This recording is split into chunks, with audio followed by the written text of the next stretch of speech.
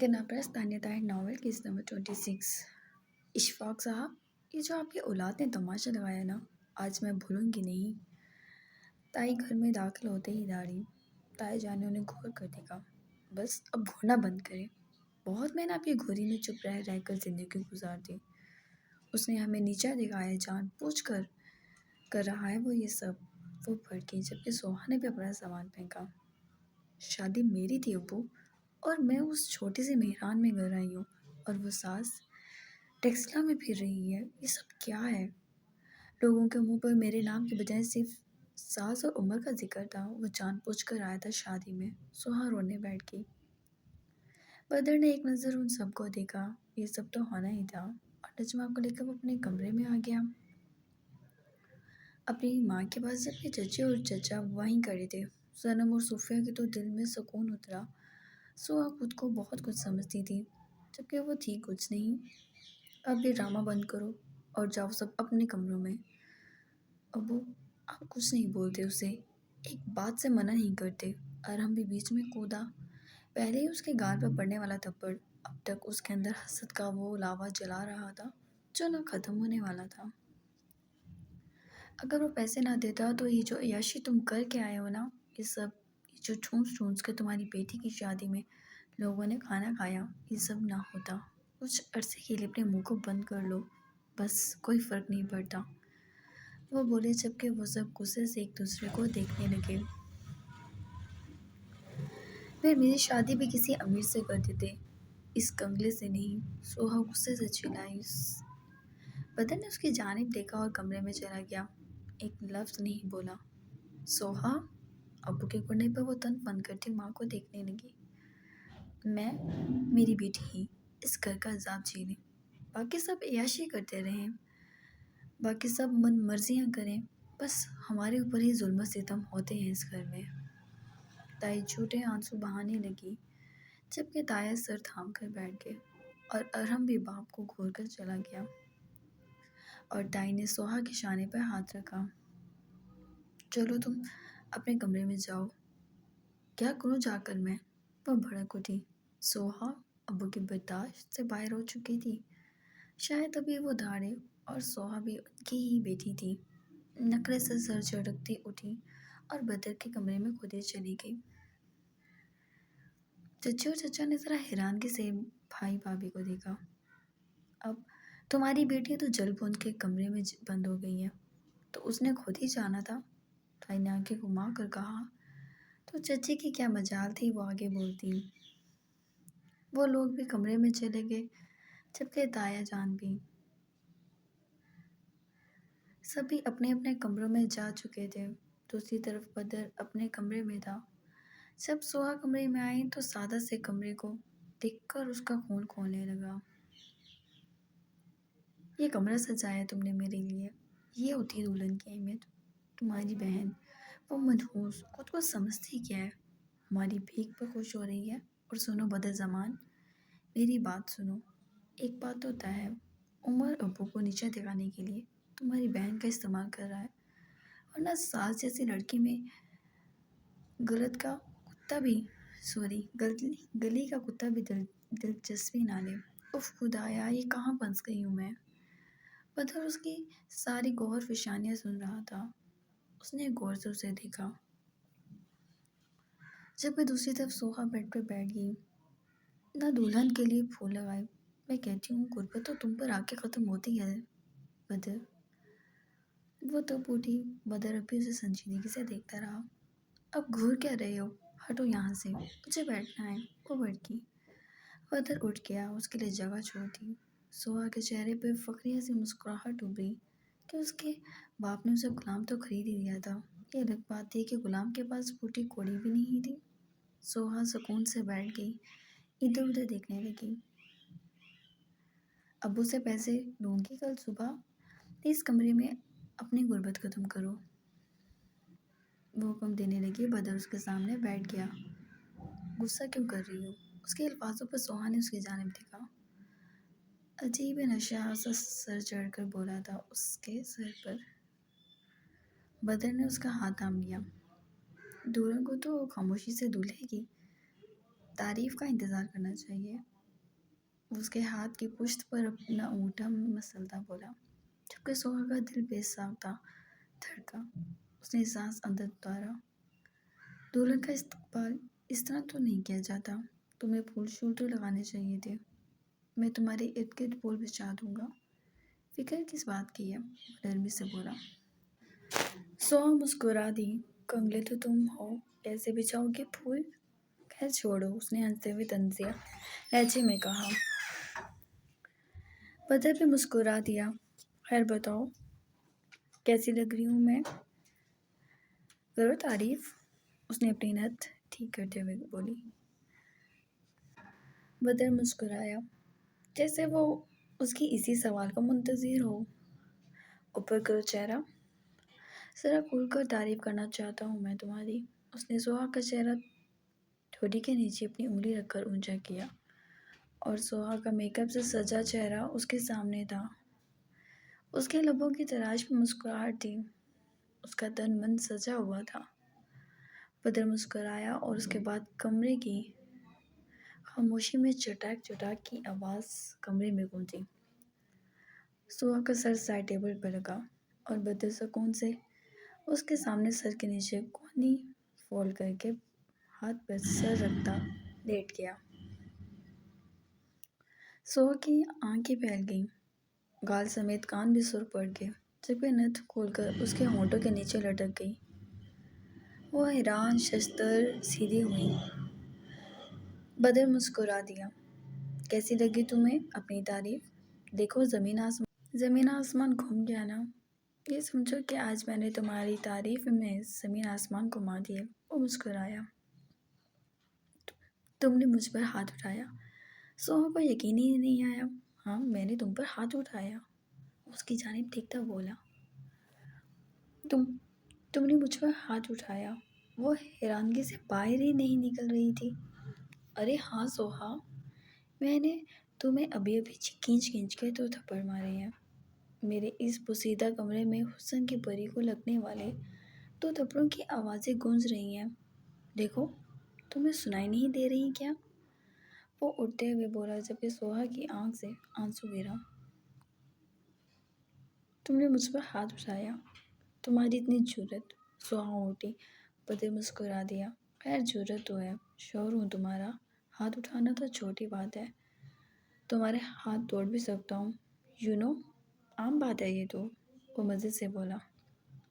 میں تمہیں چھوڑوں گی نہیں، وہ ہچکی بھرتی بولی، جبکہ بدر کہکا لگا اٹھا اور کھڑا ہو کر اسے باہر جانے سے روکا۔ کیا ہو گیا سوہا، ابھی تو پارٹی کی شروعات ہے، ابھی سے بھاگ رہی ہو؟ نہ، ابھی باہر نہیں جانا، کچھ دیر تک بھیجوں گا۔ اس نے پکڑ کے اسے دور دھکیلا۔ سوہا گرتے گرتے بچی۔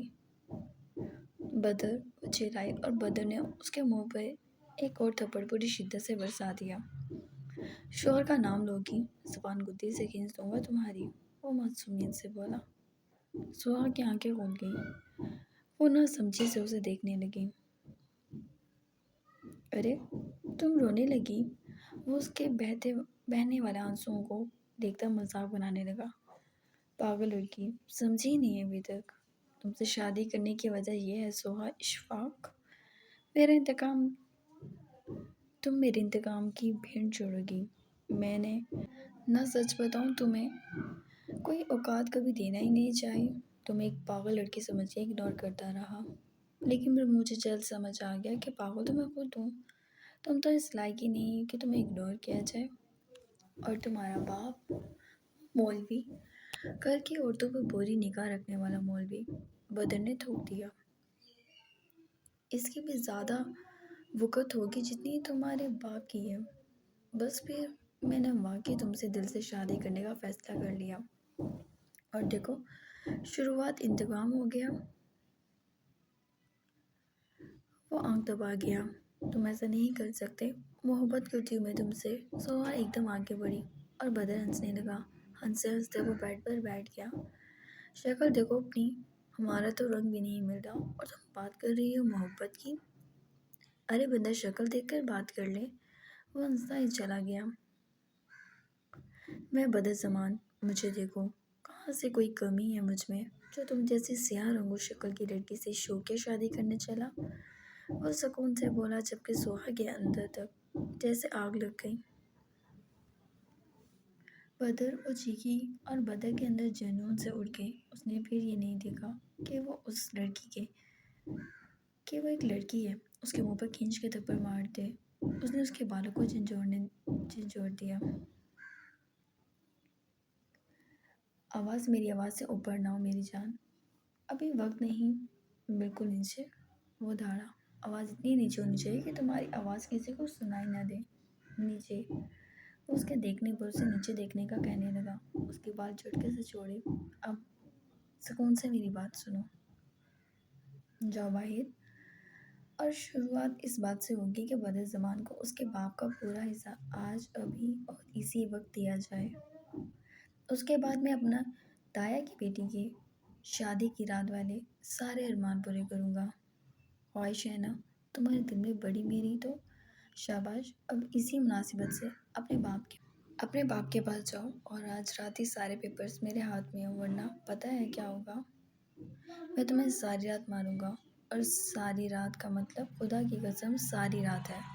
مجھ سے امید کی توقع مت رکھنا۔ جاؤ شاباش۔ وہ اس کے ہچکیاں بھرتے وجود کو دروازہ کھول کر باہر دھکیل گیا۔ ابو سوہا باپ کے کمرے کی جانب بھاگی۔ بدر نے دروازے سے ٹک لگا کے اسے بھاگتے ہوئے دیکھا۔ ابو اس نے ماں باپ کے کمرے کا دروازہ پیٹ دیا۔ ابو وہ داڑیں مارنے لگیں کہ سب اس کی وحشت زدہ آواز سن کے کمرے سے باہر آ گئے۔ اور سوہا کا حال دیکھ کر دل تھام گئے۔ بدر نے مجھے مارا ہے، بدر نے مجھے بہت مارا ہے۔ ابو وہ چیخے مار مار کے رونے لگی، جبکہ بدر کھڑا مسکرا کر یہ منظر دیکھنے لگا۔ نجمہ نے اسے حیرانگی سے دیکھا جبکہ بدر نے ماں کی جانب نہیں دیکھا۔ تایا کی آنکھوں میں آنکھیں ڈالے کھڑا تھا اور تایا جان کو اپنی دوسری سنگین غلطی کا اس وقت شدت سے احساس ہوا کہ ایک ساس اور عمر کی شادی، انہیں اپنے جذباتی پن لگا اور اب یہ شادی۔ ابو یہ اپنا جائیداد میں حصہ مانگ رہا ہے۔ ابو نے مجھے بہت مارا۔ وہ باپ کے سینے سے لگ گئی، چیخیں مار مار کے رونے لگی، جبکہ بدر کا سکون قابل دید تھا۔ بدر، نجمہ نے اس کا بازو جکڑا۔ تیری اتنی جرأت؟ اشفاق صاحب آگے بڑھے اور اس سے پہلے وہ کچھ کرتے کہ ارحم نے بدر کا گریبان جکڑ لیا اور بدر کے سر پر خون سوار تھا۔ وہ انہی لمحوں کا انتظار کر رہا تھا، جیسے ساری زندگی کا اثر نکال دینا چاہتا تھا۔ اس نے ارحم کو اندھا دھند پیٹ ڈالا۔ بدر، تایا جان ایک دم آگے بڑھے، وہ لات مار کے ارحم کو گرا گیا۔ بس اس کی دھاڑ پر ایک دم سب تھم گئے۔ تجھے اس لیے بھیجا تھا کہ تو ڈرامے کرے؟ ہو بہو وہ تایا جان کی طرح بول رہا تھا۔ بتا تجھے اس لیے بھیجا تھا؟ اس نے سوہا کے بال جکڑے۔ ابو، اشفاق صاحب ارحم کو دیکھتے یا سوہا کو، وہ جیسے حق کو دبتے۔ مانگ اپنے باپ سے جس کے لیے بھیجا ہے تجھے باہر۔ اس نے سوہا کو دھکیلا۔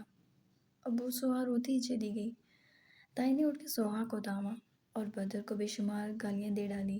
بھلا ان گالیوں کا اس میں کوئی اثر ہونا تھا؟ وہ بنا کچھ بولے کھڑا رہا۔ ایسے زیادہ ڈرامے نہیں چلیں گے، جتنا کہا ہے اتنا کرو ورنہ۔ اس نے ہاتھ اٹھایا۔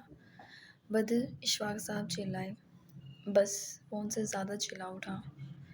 آپ کی بیٹی کا شوہر ہوں، اپنی بیٹی کو سکون سے رات سلوانا چاہتے ہیں تو فوراً جو میں نے کہا ہے وہ کریں، وہ بولا۔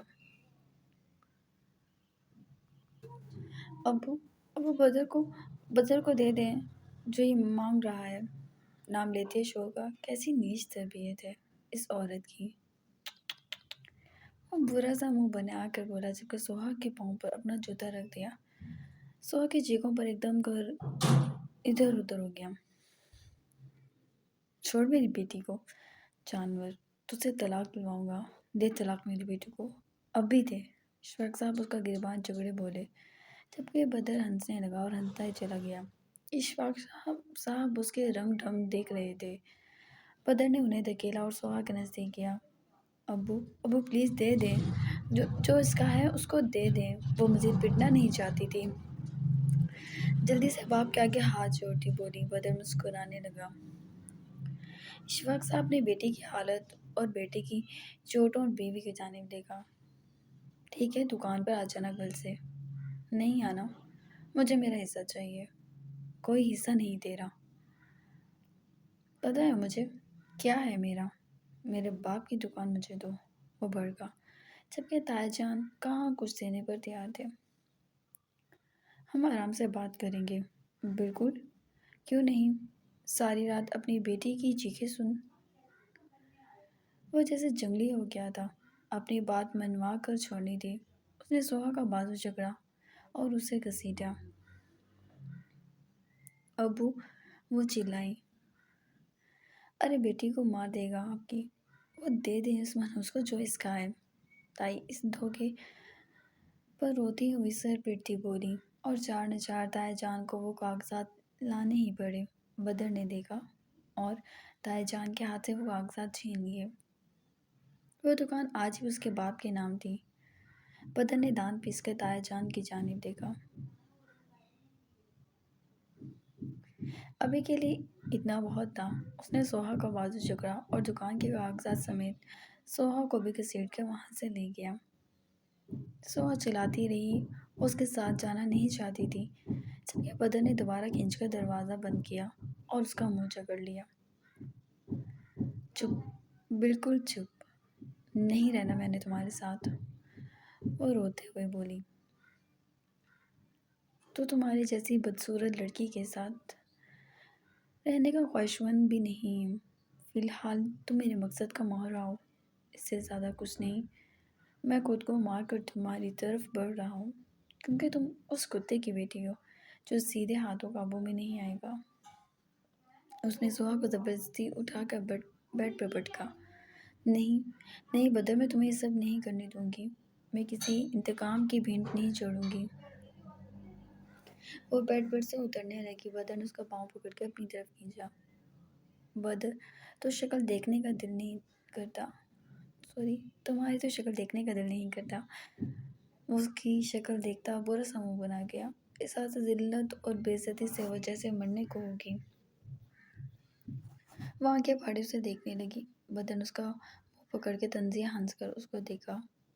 وہ اس کو جکڑے ہوئے تھا اور ایک دم وہ جھکا۔ بدر، سوہا کو اس کے دانت اپنی گردن میں چبھتے ہوئے محسوس ہوئے۔ وہ مچھلی کی طرح تڑپی۔ بدر نے اس رات کچھ نہیں دیکھا۔ اس لڑکی کو بری طرح مسل کر رکھ دیا، جیسے بچپن سے لے کے جوانی تک کا سارا غبار وہ اس کے اوپر نکالتا چلا گیا۔ سوہا کی مزاحمت دم توڑ گئی اور وہ بے دم سی اس کی مرہون مند رہ گئی۔ وہ بدر نے بھی اس کو ایسے سلوک پر رکھا جیسے وہ واقعی ایک ایسی عورت ہو جس کو بس اسی کام کے لیے بیچا گیا ہو۔ اس نے اس لڑکی کی سسکیوں پر توجہ ہی نہ دی اور اپنے انتقام کی نظر کر دیا۔ وہ دور ہوا اور اپنی جیب سے کئی نوٹ نکال کر اس کے منہ پر مارے۔ کنگلی شوہر کی طرف سے کچھ انعام حاصل کرو، مسکرا کر وہ بولا، اور اس کے بے ربط حلیے کو دیکھ کر وہ مسکرایا اور سائڈ پر لیٹ گیا۔ یہ رونا دھونا ذرا وہاں بیٹھ کے کرو، دفع ہو جاؤ یہاں سے، میں اس بدصورت شکل کو مزید نہیں دیکھنا چاہتا۔ اس نے اسے دور دھکیلا۔ سو اپنی ہچکیوں کو منہ پر ہاتھ رکھتی روک گئی۔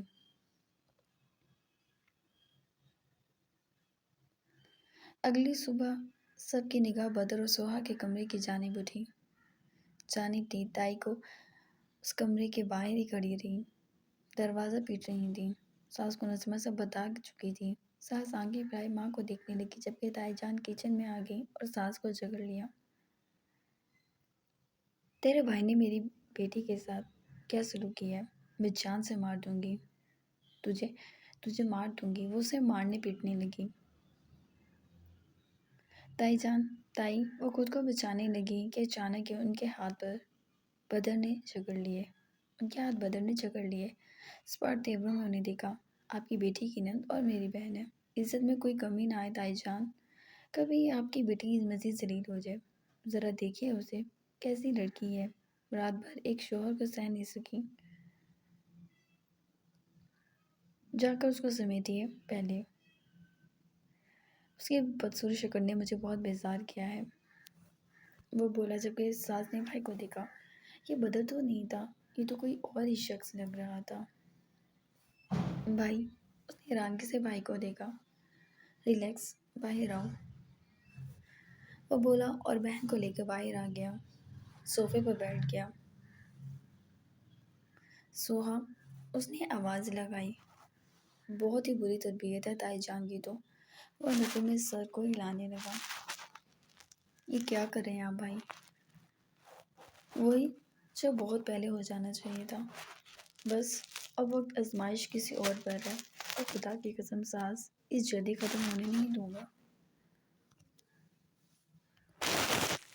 بھائی یہ ظلم ہے، مجھ پہ کم نہیں ہوئی، وہ کہہ کر اٹھ کر چلا گیا۔ وہ حیران سی رہ گئی۔ تائی کے کوسنے اور گالیاں بڑھتی جا رہی تھیں۔ ساس اپنے کمرے میں چلی گئی۔ وہ پریشان تھی، کچھ سمجھ نہیں آ رہی تھی۔ یہ اچانک ایک دم ہوا کیا تھا، جبکہ کمرے میں تو صبح ہی نہیں ہوئی تھی۔ وہ عمر کو بے ساختہ جھنجھوڑ گئی، اور پھر اپنی حرکت پر اور اس کے اٹھنے پر شرمندہ سی نگاہ جھکا گئی۔ کیا ہوا ہے؟ وہ مندی مندی آنکھوں سے اسے دیکھنے لگا۔ اتنی لڑائی ہو جاتی ہے، آپ کی نیند نہیں ٹوٹتی؟ وہ منہ بنا کر بولی۔ تمہارے اس بیکارن خاندان میں میری کوئی دلچسپی نہیں ہے۔ اب مجھے جگایا تو کوئی چیز بانٹوں گا۔ وہ پھر سے سو گیا، جبکہ ساس منہ بسوڑ کے صوفے پر بیٹھ گئی۔ عمر نے منہ موڑ کر دیکھا۔ یا کیا ہے تمہیں؟ وہ اٹھ بیٹھا۔ وہ چپ رہی اور عمر کو اٹھنا پڑا۔ وہ بالوں میں ہاتھ پھیرتا اٹھا۔ ناراض ہو گئی ہو؟ آپ سے مطلب؟ عمر اس کے منہ بنا کے بولنے پہ مسکرا دیا، جبکہ اس کی آنکھیں سرخ ہو رہی تھیں۔ میری بات دل پہ لے لی؟ نہیں، فوراً بولی۔ ہر بات دل پہ لگا لیتی ہو، اتنا نازک دل اچھا نہیں۔ اور ایک بات بتاؤ، اتنے نخرے مجھ سے اٹھوا رہی ہو؟ تمہارے ایک کہنے پر شادی مر جاتا ہوں، نیند سے جاگ جاتا ہوں، کہیں جادو تو نہیں کری تم مجھ پر؟ وہ اٹھتے ہوئے بولا، جبکہ ساس نے آنکھیں چپکانا شروع کر دی۔ عمر اسے دیکھتا رہا۔ جب میں تمہیں چھوڑوں گا تو تم مجھے یاد آؤ گی۔ اس کا گال کھینچ گیا۔ یہ پہلی بار تھا، خود سے چھوا تھا اس نے۔ دوسری طرف ساس اس کے لفظوں پر حیرانی سے اس کا چہرہ دیکھنے لگی، جو واش روم کی جانب بڑھ گیا تھا۔ پہلے لمس پر حیران ہوتی یا پھر اس کے لفظوں پر؟